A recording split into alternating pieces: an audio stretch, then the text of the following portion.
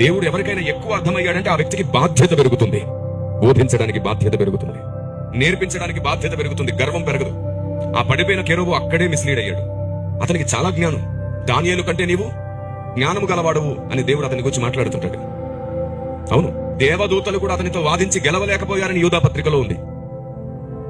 పడిపోయిన కెరూబు సామాన్యుడు కాదు, అసామాన్యుడు, అంతటి బలవంతుడు. ఏ దేవదూత అతన్ని గెలవలేనంత బలవంతుడు. మీరేమనుకుంటున్నారు? యేసు నామములో బంధిస్తున్నాను దుష్టుడా అంటే వాడు బంధించబడతాడా? మీకు అలా అనిపిస్తుందా? ఎవరిని మీకు అలా నేర్పించారా? మనం ఎవరూ వాడిని ఏం చేయలేం. శత్రువుని ఎప్పుడు తక్కువ అంచనా వేయకండి. యేసు నామములో బంధిస్తున్నానంటే బంధించబడేవాడు కాదు వాడు. దురాత్మల్లో 3 రకాల దురాత్మలు ఉంటాయి. నా సేవా అనుభవంలో పరిశుద్ధాత్మ దేవుడు నాకు నేర్పించిన పాఠం నేను మీకు చూపిస్తున్నాను. దురాత్మల్లో 3 రకాల దురాత్మలు ఉన్నాయి. ఒక రకం దురాత్మ మనుషుల్ని మాత్రమే పట్టి పీడిస్తుంది. రెండవ రకం దురాత్మ ఉంది, సంఘాన్ని గలిబిలిపాలు చేస్తుంది, సంఘ బోధల్ని పట్టి పీడిస్తుంది, ఐక్యత లేకుండా సంఘంలో వివాదాలు రేపుతూ ఉంటుంది. మూడో రకం దురాత్మ ఉంది, సమాజాన్ని పట్టి పీడిస్తుంది, సమాజంలో ఎప్పుడు వివాదాలకు అదే కారణం. 3 రకాల దురాత్మలు ఉన్నాయి. ఈ మనిషిని పట్టి పీడించే దురాత్మ ఉంది కదా, అది మాత్రమే బంధిస్తే పారిపోతుంది, గద్దిస్తే పారిపోతుంది. యేసు నామములో నేను నిన్ను గద్దిస్తున్నానంటే పారిపోతుంది, బంధిస్తున్నానంటే మౌనంగా ఉంటుంది. ఇది మనిషిని పట్టి పీడించే దురాత్మకు మాత్రమే వర్తిస్తుంది. నువ్వు సమాజాన్ని, సంఘాన్ని పట్టి పీడించే దురాత్మను గాని, లేకపోతే పడిపోయిన కెరూబును గాని నువ్వు ఏమి చేసి బంధించలేవు, గద్దించలేవు. వాణ్ణి బంధించాలంటే ఒకే ఒక్క మార్గం ఉంది. పడిపోయిన కెరూబు కూడా భయపడాలంటే ఒకే ఒక్క మార్గం ఉంది. ఏమిటో తెలుసా?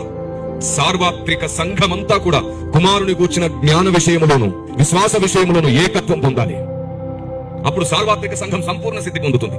ఎప్పుడైతే సంఘం ఏక శరీరం అవుతుందో అప్పుడు సాతాను భయపడడం ప్రారంభమవుతుంది. ఎందుకు తెలుసా? శీఘ్రముగా సాతానును దేవుడు మన కాళ్ళ క్రింద చిదగదొక్కించునన్న మాట కేవలం ఒక స్థానిక సంఘానికి సంబంధించింది కాదు, ఒక విశ్వాసికి సంబంధించింది కాదు. సంఘ శరీరపు కాళ్ళ క్రింద వాడు చిదగదొక్కించబడబోతున్నాడు. దేవునికి మహిమ కలుగును గాక. అంటే సార్వత్రిక సంఘమంతా ఒక్కటైతే తప్ప వాడిని మనం చిదగదొక్కలేం.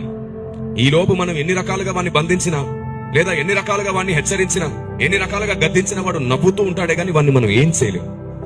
వాడికి టైం ఇవ్వబడింది, అప్పటి వరకు వాడిని మనం ఏం చేయలేం. వాడికి సమయం కొంచెమే అని తెలుసు, వాడు ఇంకా చాలా మందిని మింగుతున్నాడు. మీకు తెలుసా? అభిషేకానికి, కృపావరాలకు భయపడ్డు వాడు, ఎందుకంటే మనకంటే ఎక్కువ శక్తులు వాడికే ఉన్నాయి.